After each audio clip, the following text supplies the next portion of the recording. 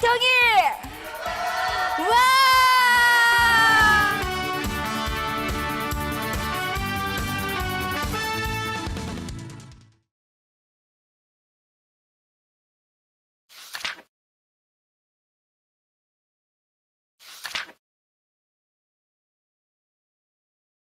안녕하세요. 이승만 역사교실의 양멜입니다.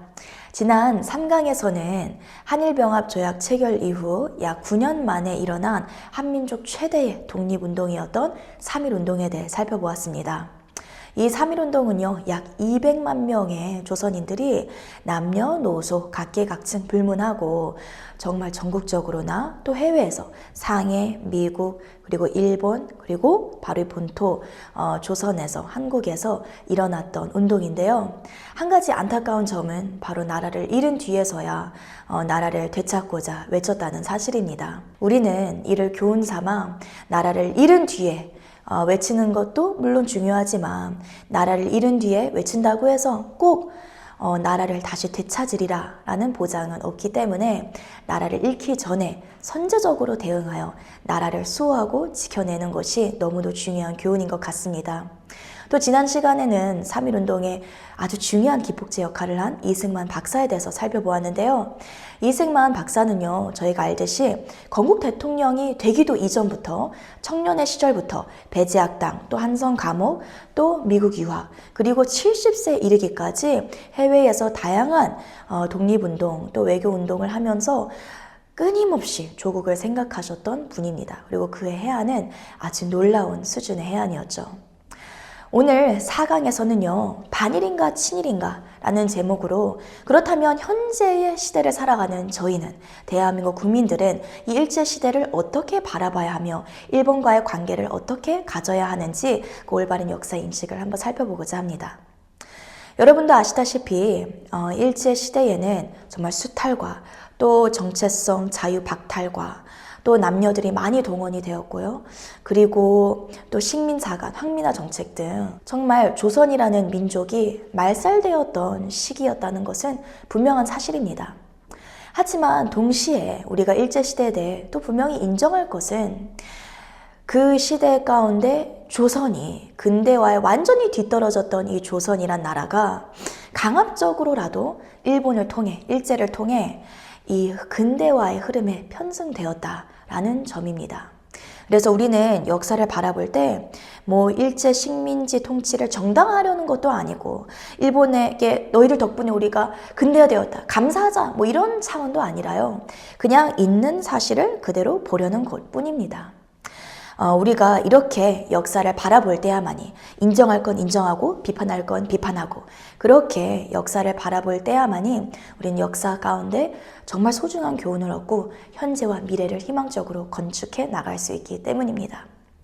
그래서 오늘은 우리가 이 반일인가 친일인가 라는 강의를 세 개의 구도로 한번 잡아보고자 합니다. 바로 그 세 가지는 첫 번째, 과거인 일제시대를 우리는 어떻게 바라봐야 할까? 그리고 두 번째는요, 현재 21세기 대한민국 국민이, 저와 여러분은 어떻게 일본과의 관계를 어떻게 우리는 다져가야 할까? 어떻게 만들어가야 할까를 살펴보고자 하고요. 마지막, 미래. 앞으로 한국과 일본의 관계는 미래에 어떤 결과물이 나타날지, 또 어떤 것을 우리가 추구해야 될지를 한번 살펴보고자 합니다. 우선 과거부터 시작을 하자면요. 우리가 나라가 1910년 한일병합 조약으로 완전한 일본의 식민지가 되었습니다. 그래서 1910년 8월 29일이죠. 한일이 병합되었습니다. 한일 병합.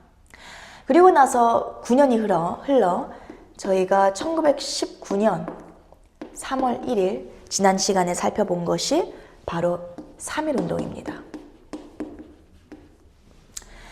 이후 시간이 흐르고 흘러 1941년 12월 7일 일제가 아주 기가 막힌 사건을 일으킵니다.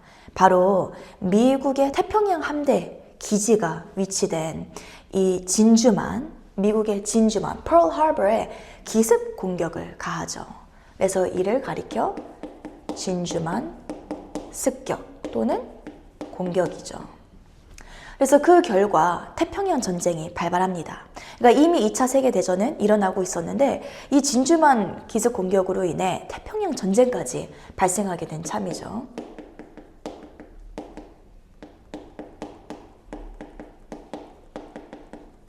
그래서 태평양 전쟁이 이어지다가 우리가 잘 알듯이 1945년 8월 6일과 또 8월 9일 날에 미국이 일본 히로시마와 나가사키에 원자폭탄을 투하하면서 일본이 며칠 안 돼요. 1945년 8월 15일 항복하고요. 우리나라는 드디어 조선이 해방을 얻습니다. 그래서 사실 정말 조선이 해방된 데는요, 미국에 지대한 영향이 있었습니다. 이렇게 우리가 쭉 역사적인 타임라인을 살펴보았는데요.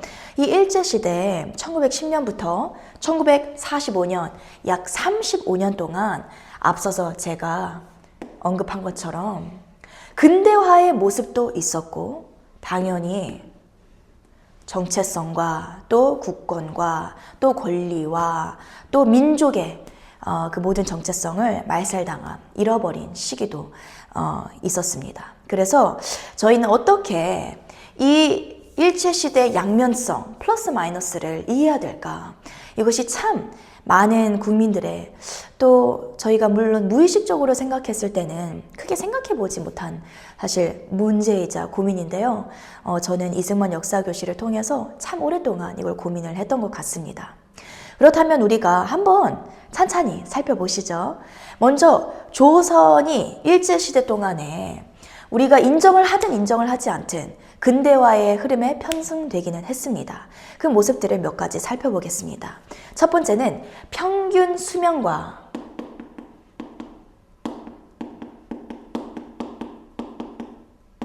그리고 수명이 증가하면 뭐까지 증가하죠? 인구가 증가했다는 사실입니다. 구한말 조선은 위생 개념조차 없는 전근대적이고 부패한 사회였습니다. 의료는 미신에 의존했고 전염병으로 많은 이들이 희생되었죠.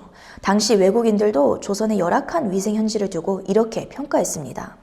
부산의 거리는 좁고 불결했으며 가옥은 낮고 볼품이 없었다. 사방에서 악취가 풍겼으며 문 밖에는 집에서 버린 쓰레기가 쌓여 있었다. 여기저기에 말라붙은 하수도가 있는데 끈적끈적한 바닥에서 온갖 종류의 오물들이 썩어가고 있었다. 해부를 금지하고 있으니 의학이 발전할 리가 없으며 해부학의 기초가 전혀 없는 상태다. 코리아의 천연두 환자들은 위생주의 조치에 아랑곳하지 않고 길에 나돌아다닌다. 천연두로 아이들이 한꺼번에 죽어가는데 미신 때문에 시체를 매장하지 않고 집과 광목으로 싸서 성문 앞에 있는 나무에 걸어둔다. 황태자비의 병을 70여 명의 의사들이 치료했으나 결국 병사했는데 그들 가운데 어느 정도 의학 지식을 갖춘 사람은 단 한 사람뿐이었다. 이렇게 조선 말기 양반 남성의 기대 수명은 32.58세로 일반 백성은 아마 더 낮았을 것입니다. 하지만 일제시대에 들어 위생교육, 예방접종, 현대식 병원 도입, 식량 생산 확대 등이 이루어지면서 사망률이 줄고 평균 수명이 45세로 늘며 인구도 1600만에서 2400만으로 증가합니다. 두 번째는 신분제 철폐입니다. 조선은 꽤나 오랜 시간 동안 철저한 신분제 사회였죠. 그래서 태어난 대로 그것이 한 사람의 일생 운명이었습니다. 그런데 일제시대에 들어 이 신분제가 과감히 철폐가 됩니다. 스스로 철폐하지 못하니 어떻게 보면 일본의 도움을 빌려 철폐가 된 셈이죠. 15에서 17세기 조선의 인구 중 약 40%는 노비로 이들은 성도 없고 호적에도 오르지 못한 사실상 해방 불가능한 존재였습니다. 1894년 갑오개혁으로 신분제가 폐지되지만 그 잔재는 여전했습니다. 모든 사람은 왕이나 양반에게 예속되어 있고 인간의 가장 기본된 권리가 보장되지 않았습니다. 그런데 1909년 일제가 호적을 만들면서 노비들도 성을 가지게 되고 1912년 민법 시행으로 생명권, 재산권 등 법적 권리가 일부 보장되며 법 앞에 평등이 서서히 자리 잡기 시작합니다. 세 번째는 경제 성장입니다.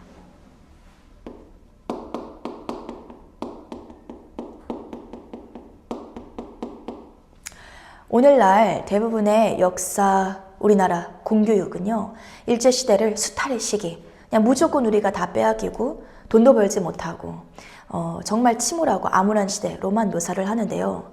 놀랍게도 역사적 자료를 보면요, 이 시기의 조선은 경제 성장을 맞았습니다. 지난 60년간 국사 교과서는 일제시대를 수탈 중심으로 가르쳐 왔는데요. 대표적으로는 쌀 수탈을 강조해 왔습니다.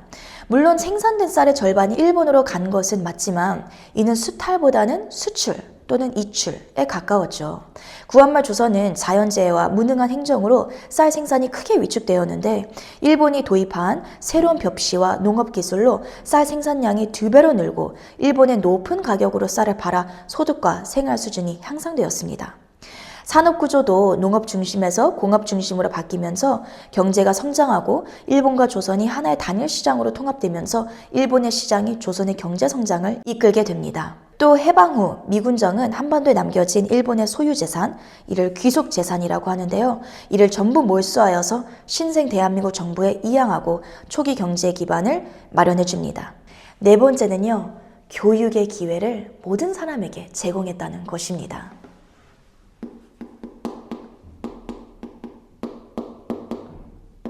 조선 말기 서당 교육은 양반의 특권으로 기초교육을 받은 인구는 극소수였습니다. 그런데 일제가 기초교육을 보편화하고 전문학교와 고등교육을 실시하면서 근대교육을 받은 인재들이 처음으로 등장하게 됩니다. 다섯 번째는요, 교통망과 통신망의 확충입니다.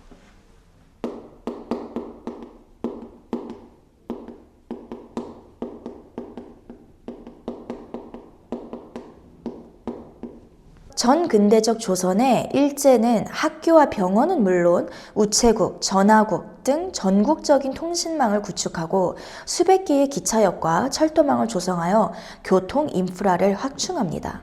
일제시대는 아픈 역사이지만 이렇게 한반도의 근대화와 삶의 질 향상에 일정 부분 기여한 측면도 있습니다. 이렇게 일제의 식민 지배를 받으면서 우리나라가 근대화를 이루었다라는 역사적인 해석을 식민지 근대화론이라고 부릅니다.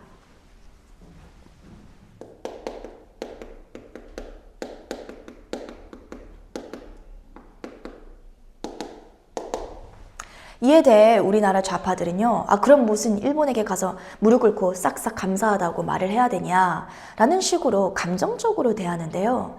이 역사적 해석, 식민지 근대화로는요, 일본의 통치를 정당화하는 것도 아니고 일본 덕분에 우리가 근대화돼서 감사하다라는 것도 아니고 그냥 역사적으로 우리가 볼 때에 일제 시대 속에 조선이 강제적으로라도 근대화가 되었다라는 것을 말하는 것 뿐입니다. 물론 우리나라가 스스로 조선이 근대화를 이루었으면 얼마나 좋았을까요? 그런데 무능한 정치인들과 무능한 국가 경영 때문에 그렇지 못했습니다. 그리고 일본이 그렇게 의도를 했든 의도하지 않았든 간에 우리는 일제시대 35년 동안 근대화를 이루었습니다. 이것은 분명한 사실입니다. 그렇다면 이제부터 일제시대 35년 동안 우리가 겪었던 아픔, 치욕, 그리고 국권 침탈, 그리고 권리의 짓밟힘, 탄압 등에 대해서 살펴보려고 합니다. 우리가 근대화를 이룬 것도 중요하지만 또 이러한 아픈 역사를 기억하는 것, 생생하게 기억하는 것은 매우 중요합니다. 이것은 어떤 반일 감정을 조성하기 위해서 우리가 기억하는 게 아니라 결국 나라의 주권을 잃으면 이러한 치욕과 수모와 아픔을 겪을 수밖에 없다라는 것이 모든 세계 각국의 공통된 역사적 교훈이기 때문이죠. 이 일제시대 35년 동안 크게 세 가지로 우리나라는 아픔을 겪게 됩니다. 첫 번째는 남녀의 동원입니다.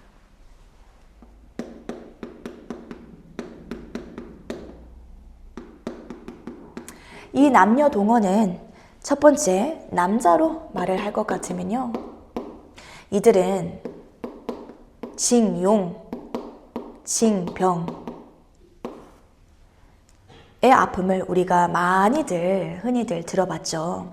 징용은 강제적으로 이런 전시 상황이나 국가의 비상 상황에 남자들이 또는 여자들이 될 수도 있죠. 노동 현장에 강제적으로 동원되는 것을 말합니다. 그러니까 이것은 일을 하는데 노동 현장에 강제 동원되는 것을 의미하면 징병은 군대 현장에 전쟁에 강제 동원되는 것을 의미합니다. 그런데요, 놀랍게도 저도 공부를 하면서 한 가지 사실을 깨닫게 되었습니다. 오늘날 많은 사람들은, 사실 저도 포함해서, 일제가 정말 35년 동안 우리의 젊은 남성들을 강제적으로 징용하고 징병을 했다라고 생각을 했는데요. 사실은 그게 아니더라고요. 실제 징용은 태평양 전쟁의 마지막 9개월 동안만 이루어졌으며 그전까지는 많은 남성들이 돈을 벌기 위해 자발적인 계약에 따라 해외 노동자로 나갔습니다. 당시 가난한 식민지 조선 남자들에게 오히려 일본 기업 취업은 경제적인 기회였기 때문이죠. 또 징병 같은 경우에도 군인 징집도 본인이 원해서 육군특별지원병이나 학도지원병으로 자발적으로 지원하지 않는 한 당시 군국주의 국가였던 일본은요, 식민지 남성들을 도리어 차별해서 징집하지 않았습니다. 오히려 당시 일본 육군특별지원병에는 16,500명 정원 중 조선인들이 무려 80만 3천 명이 몰릴 정도로 경쟁률이 49대 1로 치열했습니다.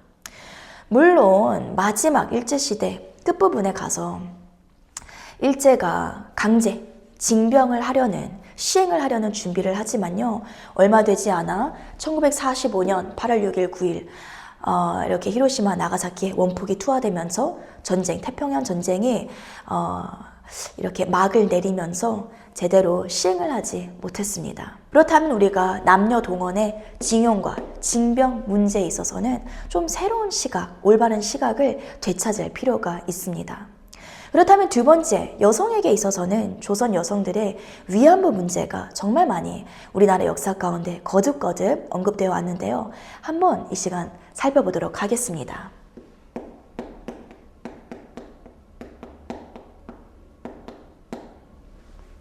위안부는요, 당시 일본군의 성적인 욕구를 해소하기 위해 이렇게 민간업자들이 운영하던 이 위안소에서 일을 했던 여성들을 가리키는 말이 바로 이 위안부입니다.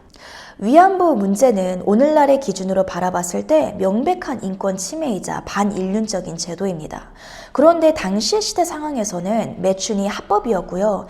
자발적으로 지원을 하거나 또 부모나 모집업자의 공모에 의해 팔려간 경우가 많았습니다. 당시 위안부가 되기 위해서는 부모와 업자 간 계약이 필요했고 여성은 채무를 갚거나 계약이 끝나야 귀향할 수 있었습니다.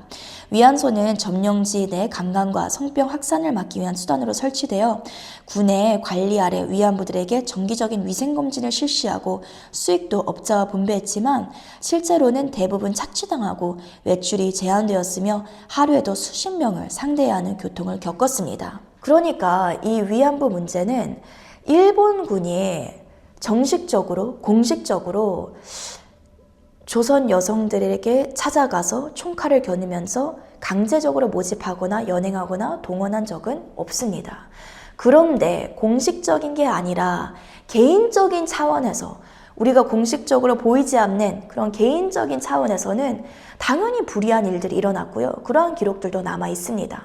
그래서 저는 이런 양면성에 대해서 어떻게 생각을 해야 되냐, 이 위안부 문제를 어떻게 소화를 해야 되냐 참 오랜 시간 고민을 했습니다. 저 역시 여성으로서 정말 위안부들의 생각만 하면 어렸을 때부터 그 이야기를 들었을 때 무조건 일본 놈들은 나쁜 놈들이다 이런 생각이 조금 있었고요. 그리고 그 시대를 생각하면 어떻게 저렇게 끔찍한 일들을 저지를 수 있었느냐라는 제 속에 분노와 화가 강했습니다. 그런데 이렇게 역사적인 팩트로 있는 사실 그대로 역사를 바라보기 시작할 때 저는 이런 생각을 해보게 되었습니다. 과연 우리가 누구를 탓하는 게 맞는 것일까? 우리가 그렇게 위안소를 운영한 민간업자의 탓일까? 아니면 본인이 어떻게 보면 부모를 먹여 살리기 위해 그렇게 위안소로 가서 위안부가 되기로 결정한 그 여성의 잘못일까? 또는 이 자기 딸을 경제적으로 너무 어렵고 먹을 게 없으니까 이렇게 위안부로 팔아넘긴 부모가 잘못일까? 도대체 누구 잘못일까? 사실 누군가를 탓해야 한다면 저는 그 대상을 찾을 수 없다고 생각합니다. 저는 도리어 사실 이 비극, 위안부의 이 비극은 결국에는 조선이 국권을 침탈당한, 국권을 상실한 그 시대적인 한계에서 나올 수밖에 없는 필연적인 결과물이었다고 생각이 듭니다. 당시 조선뿐만 아니라 모든 나라들이 주권을 잃고 국권을 잃은 상실한 그 나라들에서 이와 같은 위안부 문제는 공통적으로 일어났던 일입니다. 그래서 저는 만약 그 당시 위안부 할머니들, 여성분들을 다시 만나서 얘기할 수 있었다면 과연 그들이 정말 후세들에게 남기고 싶었던 말이 무엇일까 생각을 해보았습니다. 그냥 일본을 무조건 그냥 증오하고 싫어하고 영원히 그 반일 감정에서 벗어나지 마 이런 거를 말씀하셨을까요? 아니면 이래서 나라를 잃으면 안 돼. 이래서 국권을 상실하면 안 돼. 이래서 나라를 끝까지 지켜야 돼. 안 그러면 이런 아픔을 겪을 수밖에 없어. 이런 교훈을 주시지 않으셨을까라는 생각을 해보게 되었습니다. 여러분의 생각은 어떠신가요? 사실 이 위안부 문제는 너무도 아픈 문제이지만 결국 그 문제의 시작은 조선인, 한국인들, 우리가 나라를 잃어버렸기 때문입니다. 그래서 이렇게 우리가 위안부 문제와 또 남녀 징용, 징병 문제를 첫 번째로 다뤄봤는데요. 여러분도 이제는 그저 반일 감정에 그냥 쏠려서 가는 것이 아니라 정말 그 반일 감정의 끝은 나라의 미래가 없더라고요. 그래서 우리가 정말 저희의 이 선조들이 우리가 얻기를 바랬던 교훈이 무엇인지 오늘은 한번 깊이 생각해 보시기를 바랍니다. 두 번째는요, 식민사관입니다. 일제시대 동안 우리가 겪었던 아픔 중 하나가 식민사관인데요. 식민사관은 조선은 너희들은 자립할 능력이 없어. 그러니까 일본 더 근대화된 우리가 너를 지배하는 게 마땅해. 이와 같은 역사관입니다. 그러니까 어떻게 보면 일종의 우리의 역사관을 지우는 행위이죠. 유명한 영국의 역사학자 아놀드 토인비는 이런 말을 남긴 적이 있습니다. 어떤 민족을 멸망시키기 위해서는 먼저 그 나라의 역사를 말살하는 것이 식민주의자들의 철학이다. 그러니까 어느 민족이든 역사의 올바른 전수와 인식이 사라졌을 때 그 나라를 지킬 힘을 잃는다는 것이죠. 그래서 우리는 이 식민사관의 아픔이 있었습니다. 세 번째 아픔은요, 황국신민화 정책. 짧게 말해 황민화 정책입니다. 이 황민화 정책은요, 이제 3.1운동 이후 일제가 더 이상 무단 통치, 무력으로 통치하는 건 불가능하다. 문화 통치를 시작하자. 그러면서 민족 말살주의 정책을 시작했는데요. 그 일환에 이 황민화라는 정책이 있었습니다. 이 황민화 정책은요, 구체적으로 내선일체라는 구호 아래 한국인을 일본 천황의 신민, 그러니까 신화된 백성으로 만들기 위한 민족 말살 정책이었는데요. 구체적으로 천황의 신하와 백성임을 맹세하는 한국신민 서사를 암송하고 일상생활에서 일본어를 사용하고 성과 이름을 일본식으로 창시 개명하고 학교와 교회 또 성당에서 신사 참배를 강요하고 거부했을 때는 교육, 식량, 배급, 생계 자체가 제한되었고 심한 경우에는 투옥까지 당했습니다. 그래서 이렇게 신사 참배를 거부하다가 7년간의 이 심한 고문을 받으면서 수감 생활을 하셨던 분이 바로 주기철 목사님이십니다. 그런데 주기철 목사님은 끝까지 신사 참배를 거부하시다가 정말 어린 나이 47살에 순교를 하시죠. 그런데 그분은 살아생전에 이 5가지 나의 기원이라는 기도 제목을 붙잡고 그 신앙을 지키셨습니다. 그래서 짧게 여러분께 이 5가지 나의 기원을 읽어드리고자 합니다. 5가지 나의 기원. 첫째, 죽음의 권세를 이기게 하여 주시옵소서. 둘째, 장기간의 고난을 견디게 하여 주시옵소서. 셋째, 노모와 처자와 교우를 주님께 부탁합니다. 넷째, 의에 살고 의에 죽게 하여 주시옵소서. 다섯째, 내 영혼을 주님께 부탁합니다. 그러니까 이렇게 주기철 목사님과 같은 많은 기독교인들 신사 참배를 거부한 그 결과로 인해 일제시대 때 숱한 고문과 그리고 죽음까지 맞았습니다. 이렇게 우리는 35년의 일제시대를 근대화적인 모습과 또 치욕과 아픔과 고문과 민족 말살과 주권 상실, 여러 가지 아픔들도 살펴보았습니다. 우리는 역사를 있는 그대로 인정할 때, 비판할 것은 비판하고 인정할 것은 인정할 때 우리는 과거의 교훈을 정말 살아있는 그 자체, 생명력 있는 교훈으로 가져갈 수 있습니다. 그렇다면 이제 현재로 한번 넘어가 보시죠. 오늘날 우리는 일본과의 관계를 어떻게 가져야 하는지. 사실 일제시대가 지난 지는 100년이 지났고요. 그리고 이와 같이 일제시대 때는 분명한 양면성의 모습이 있습니다. 그럼에도 불구하고 일부 정치 세력은요, 우리가 비판해야 될 것만 계속 강조를 하고 있습니다. 그래서 이걸 저는 반일 선동이라고 부릅니다.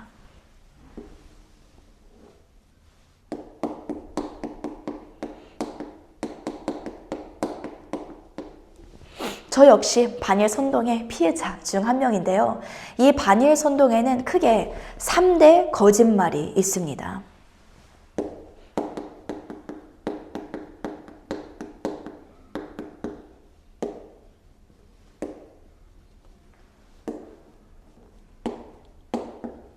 그 첫 번째는 바로 일본이 자신들의 강제 동원성을, 그러니까 이렇게 남녀를 동원할 때 강제성을 인정하지 않았다라는 거짓말입니다.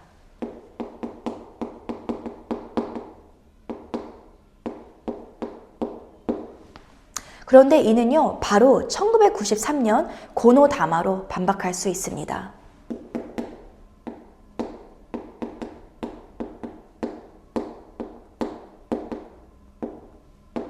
1993년 고노 일본 관방장관은 일본군의 위안부 문제에 대해 사죄와 반성의 뜻을 담은 고노다마를 발표합니다.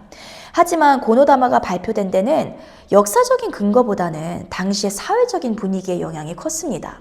위안부 강제 동원 논란은 1990년 정대협의 발족과 함께 본격적으로 확산되는데요. 정대협은 위안부들에게 신고시 보상을 약속하며 증언을 공개하고 이를 영상과 출판물로 대중에 널리 퍼뜨립니다. 그런데 그 배경에는 1983년 일본 공산당원 요시다 세이지가 출간한 저서 나의 전쟁 범죄가 있었는데 그는 과거 자신이 조선인 여성들을 강제로 연행했다고 증언합니다. 이로부터 약 10년 뒤인 1992년 아사히 신문은 요시다의 증언을 집중 보도하고 같은 해 8월 요시다는 방한하여 나는 일본 정부의 명령으로 한국인 종군 위안부를 강제 송출한 노예 사냥꾼이었다며 만일 일본 정부가 이를 부인하면 천벌을 받을 것이라고 주장합니다. 이로 인해 국제사회에서는 일본의 만행을 규탄하는 분위기가 급속히 확산되고 이러한 흐름 속에서 1993년 고노다마가 발표된 것입니다. 하지만 요시다 세이지의 증언은 시간이 지날수록 신빙성을 잃는데요. 실제로 1989년 제주신문은 요시다가 강제동원을 했다는 제주도 성산포 현장을 취재하여 주민 증언을 확인하지만 모두 요시다의 주장과 일치하지 않았습니다. 결국 2014년 아사히 신문은 자체 조사단을 제주도에 파견한 끝에 요시다의 증언이 거짓임을 확인하고 8월 5일 공식 사과와 함께 관련 기사 16건을 삭제하고 아사히 신문 회장은 사과하고 편집국장은 물러나기까지 합니다. 이후 2017년 요시다의 아들은 고인이 된 아버지의 허위 증언을 대신 반성하는 책을 출간하기도 했죠. 두 번째 거짓말은 일본이 사과하지 않았다라는 주장입니다.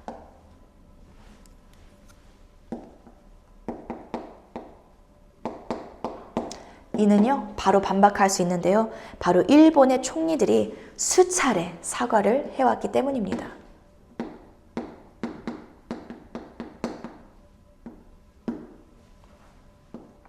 1995년 무라야마 총리는 무라야마 다마를 통해 현직 총리로서 처음으로 식민 지배를 사과하고 1998년 오부치 총리는 김대중 대통령과의 정상회담에서 김대중 오부치 선언을 통해 공식 사과를 표하고 2015년 하토야마 전 총리는 서대문 형무소에서 무릎을 꿇고 일본인의 한 사람으로서 많은 분들이 투옥돼 가혹한 일을 겪은 데 진심으로 사죄한다 라고 말했습니다. 이렇게 여러 번 사과했음에도 불구하고 아직까지도 이 반일 선동의 두 번째 거짓말인 일본은 아직도 사과하지 않았다라는 거짓말에 많은 국민들이 속아 넘어가는 이유는 우리나라 언론이 이와 같은 일들을 보도하지 않기 때문입니다.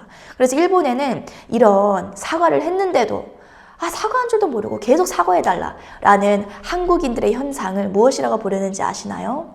한국 피로증이라고 말한다고 합니다. 참 한국인 입장에서 어떻게 생각을 해야 하는지.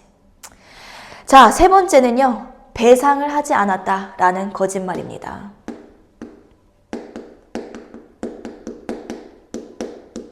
물론 식민 지배에 대한 완전한 배상이란 불가능하죠. 그리고 어떤 아픔도 사실 배상을 완전히 할 수는 없습니다. 그럼에도 불구하고 일본은요, 2번의 큰 배상을 통해 우리나라가요, 정말 근대화되고 그리고 발전할 수 있었던 그 기반을 마련할 수 있었습니다. 그 두 가지가 바로 1965년에 한일기본조약의 일환이었던 대일청구권 자금입니다. 무려 미국 달러로 당시 8억 달러였죠. 그리고 두 번째는 1993년에 여성을 위한 아시아 평화기금이라고 해서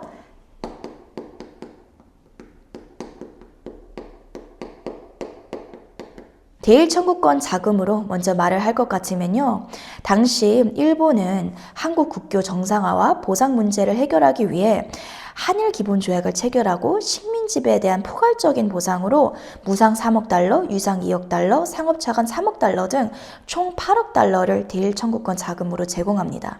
이는 당시 우리나라 GDP의 25%를 넘는 막대한 금액으로 우리는 이 자금을 가지고 경부고속도로와 포항제철 건설에 각각 17.8%, 23.9%를 투입하여 경제 성장의 기반을 마련할 수 있었습니다.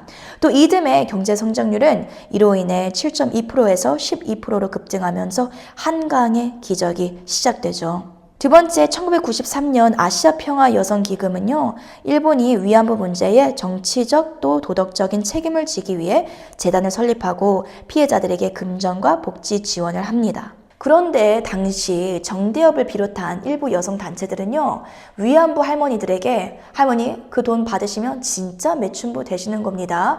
라면서 협박하고 기금을 받은 할머니들은 이 위안부 기념비 명단에서 배제하기까지 합니다. 아니 당연히 물론 배상으로 그 아픔을 완전히 치유할 수는 없지만 그 배상을 받을 수 있는 당연한 권리가 있지 않나요? 그런데 웃긴 거는 그냥 뭐 그렇다 칩시다. 그런데 더 어처구니가 없는 것은 할머니들은 못 받게 해놓고서는 이 정대협의 또 다른 단체들의 특정 정치인은요. 그 정치인 외에도 다른 사람들도 무수히 했겠죠. 이 위안부 기부금을 본인들이 받아서 사적으로 유용한 사례들이 발각이 되었습니다. 그러니까 진짜 이 여성 단체들은 누구를 위한 단체입니까? 위안부 할머니들, 여성을 위하는 겁니까? 아니면 자신의 어떤 정치적인 입지와 이익을 위해서 하는 일입니까? 정말 우리는 이거를 냉정하게 보고 비판할 건 비판해야 합니다. 그래서 이렇게 반일몰이의 3대 주장은 모두 거짓인데요. 왜 이렇게 거짓말을 반복하면서까지 반일몰이를 할까요? 그 이유는 바로 미래에 있어서 일본과 우리의 관계에 아주 중요한 한 가지가 있기 때문입니다. 바로 이를 가리켜 한, 미, 일 동맹이라고 부르죠. 이 한미일 동맹을 우리가 이해하기 위해서는 3가지 사실을 먼저 이해를 해야 합니다. 첫 번째는요. 많은 사람들이 오해하는 것과 달리 일본은요. 태평양 전쟁 이후 항복한 뒤에 헌법을 개정을 했습니다. 그 이후에도 물론 헌법을 조금씩 개정하긴 했지만 중요한 것은 일본은 헌법상 선제적으로 다른 나라를 공격할 수가 없어요. 그러니까 일본은 자위대만 가지고 있잖아요. 그리고 두 번째, 일본은 군사적으로 우리나라에게 필수적인 나라입니다.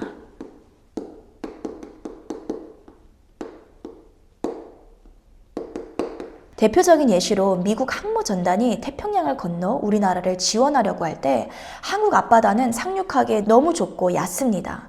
북한, 중국, 러시아의 영토와 바다는 사용할 수 없기 때문에 미국이 마음 놓고 쓸 수 있는 유일한 바다가 일본 앞바다라는 것이죠. 세 번째, 일본은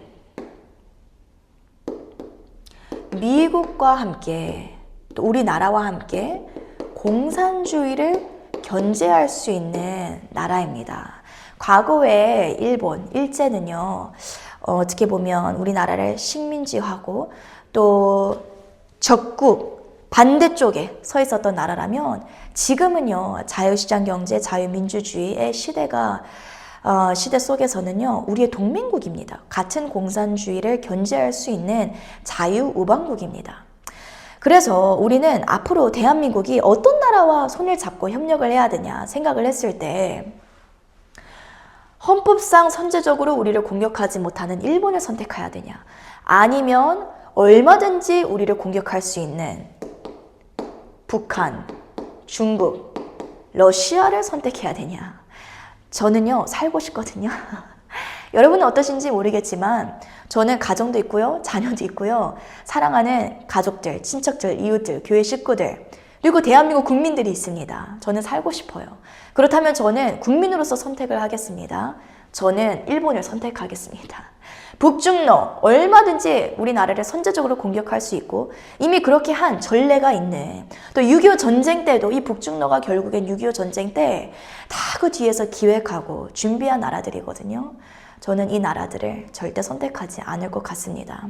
두 번째, 마찬가지로 군사적으로나 일본은 우리를 도울 수 있는 나라인데요.